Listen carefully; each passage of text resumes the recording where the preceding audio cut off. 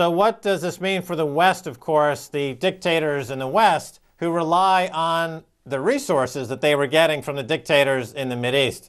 Well, I think the interesting thing is to see how, if you look at a place like Egypt right now, we're seeing the revolution is continuing in this sort of struggle between the old order of the remnants of the Mubarak regime who are still in power versus the current versus the new forces that are being unleashed by the revolution. And I think one of the key issues that is being fought over is the issue of the loan from the IMF to Egypt. There's a lot of back and forth between the IMF and different members of the Egyptian government about whether those loans are going to take place or not, and whether they're going to be provided at low interest rates or not, and what sort of conditionality is attached with them.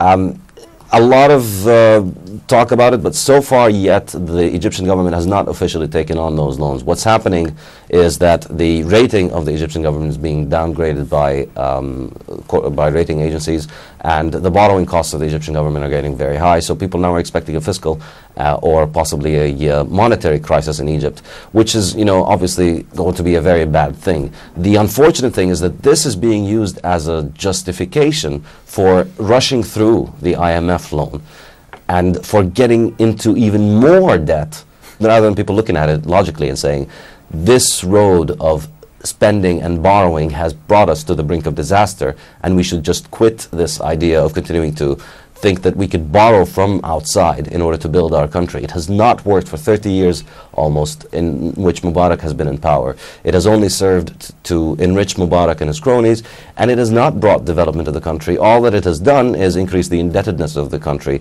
and make people liable for paying more and more and more of their income towards taxes to go towards paying off interest on debt. And I think Egypt needs to make a clean break with the past, with these policies of the Mubarak era, from the respect of, particularly by making a statement on the debt.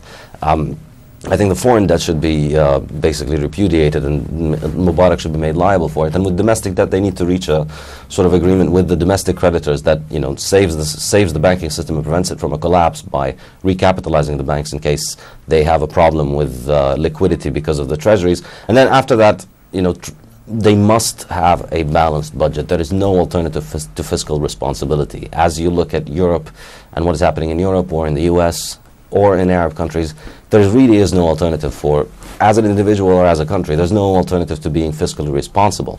So the path forward is to eliminate interest payments as a massive part of the budget and reformulate the budget in a way that doesn't hurt the poor and in a way that stops giving favors to the connected people from the regime, and as a result leaves the budget being able to be balanced without having to resort to foreign borrowing. Because this is really the main problem. If you get involved in foreign borrowing, it leads to puppet regimes that don't have the legitimacy in front of their people, as Mubarak and Ben Ali's regime are, and it also leads to a massive, giant drag on the economy as people continue to generate more and more and more money that goes simply towards paying off taxes to go towards paying off interest on the debt.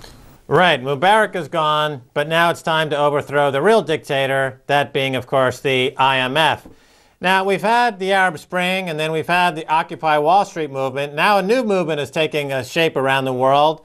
These are protesters who are protesting against SOPA and PIPA, the Stop Online Piracy Act, and related intellectual property laws that are attacking the Internet from the corporate side. The corporatists want total control of the Internet.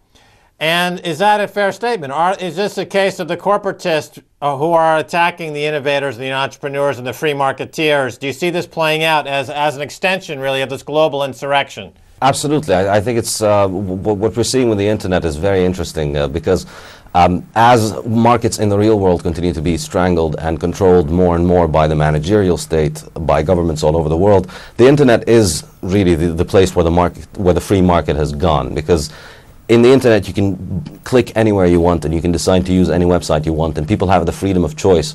And because they have the freedom of choice and their choices aren't enforced upon them, upon which website they should read, which website they should use for their email, they end up making these choices on the providers of these services that are, I would argue, better than what would happen if you had a central planner trying to dictate this to them under the pretext of some of the usual corporatist excuses.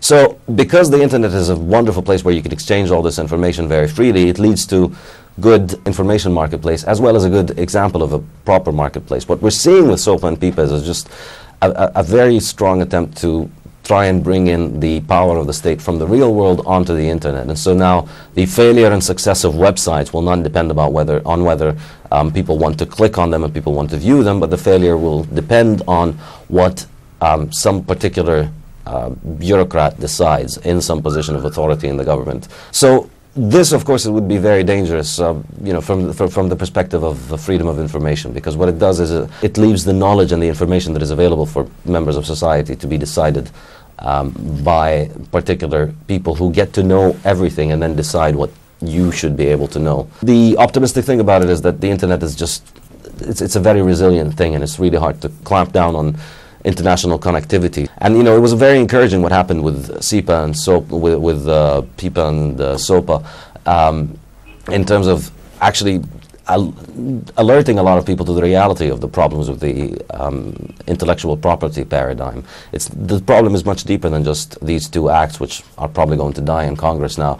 The problem really is in state enforcement of intellectual property, which serves in a very pernicious way. It harms both the artists who produce the art or the authors who publish the books, as well as the fans or the readers who want to consume this material. Neither of them really benefits from intellectual property laws. They go towards the middleman, basically. And what technology is allowing us is more and more ways to cut out the middleman, more and more ways for fans to communicate directly with the musicians they like to listen to, or readers with their authors. And this cuts out the profit that middlemen can make. And so this is why this industry is trying to bring in the government in order to keep their old antiquated model so that they can continue to keep their job as the middleman. And they want the state to enforce that. That's exactly the definition of corporatism. And so you see people like Chris Dodd going on about, you know, Hollywood creates jobs, or Hollywood is an important part of the U.S. economy. Well, obviously, you know, it's a tiny part of the U.S. economy, and it's a tiny part of the world economy. And you know, most importantly, it's very easy for them to find other business models that actually serve the artists rather than serve the old production industry that really is out of date and out of place today. Okay, Saifedean Ammous, that's all the time we have on the Keiser Report. Thanks so much for being on. Thanks, Max. All right, and that's going to do it for this edition of the Keiser Report with me, Max Keiser, and Stacey Herbert. I want to thank my guest, Saifedean Ammous. If you want to send me an email, please do so at keiserreport@rttv.ru. Until next time, Max Keiser saying bye, y'all.